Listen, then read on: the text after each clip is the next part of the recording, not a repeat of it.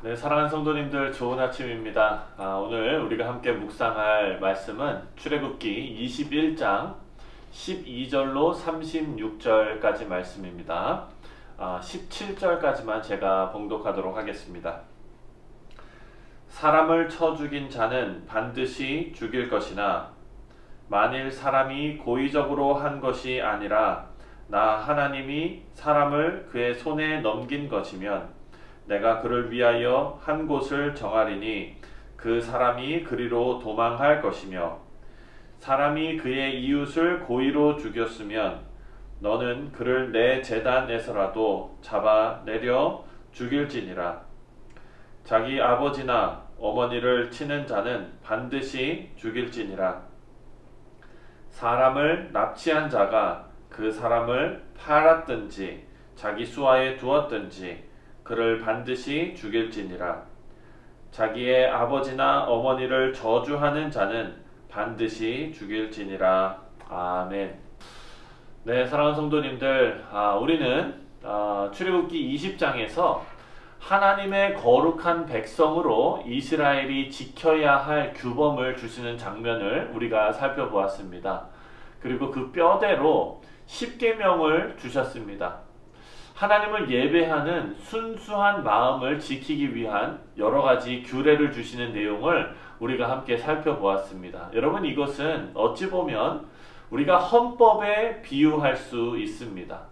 그리고 21장에 들어가서 하나님의 마음이 잘 담겨있는 계명에 대한 세부 내용들을 구체적으로 잘 담고 있는 그런 판례들이 23장까지 기록되어져 있습니다.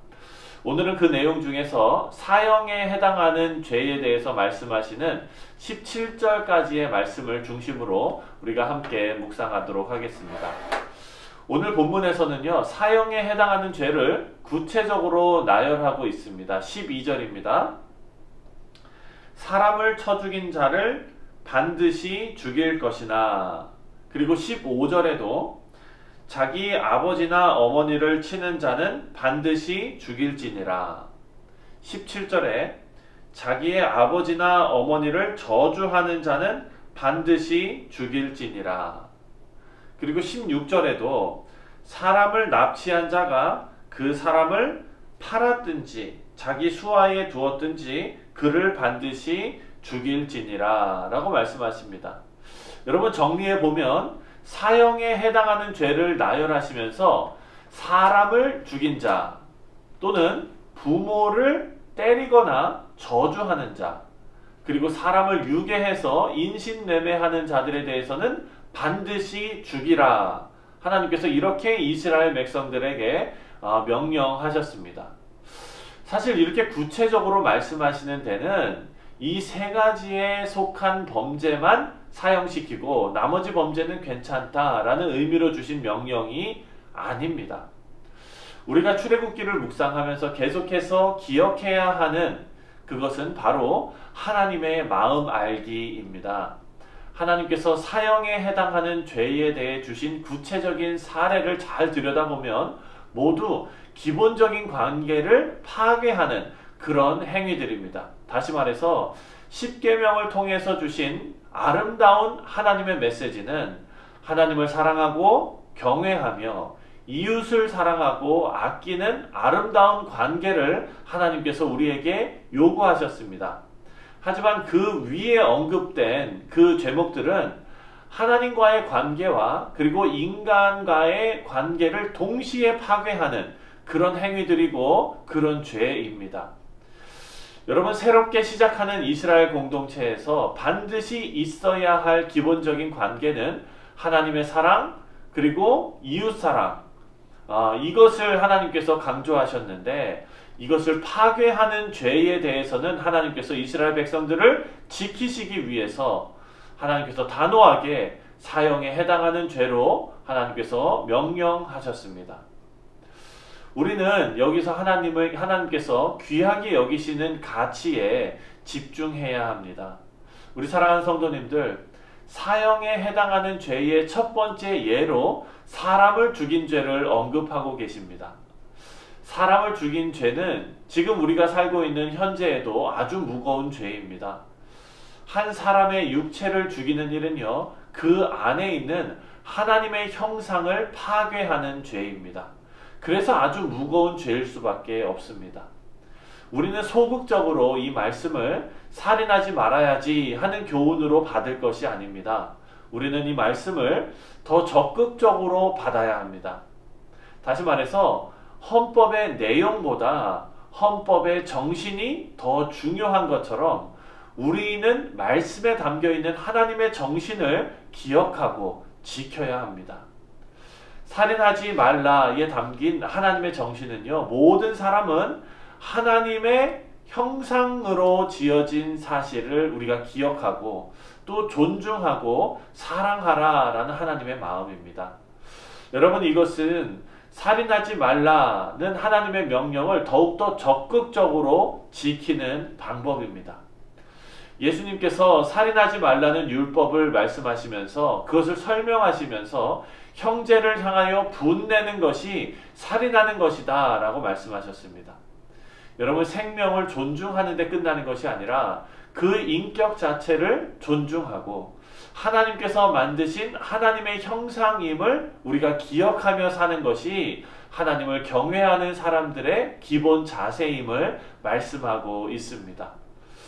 같은 맥락에서 부모를 공경하는 것도 같은 이유입니다. 17절에 보니까 자기의 아버지나 어머니를 저주하는 자는 반드시 죽일지니라 라고 말씀하십니다.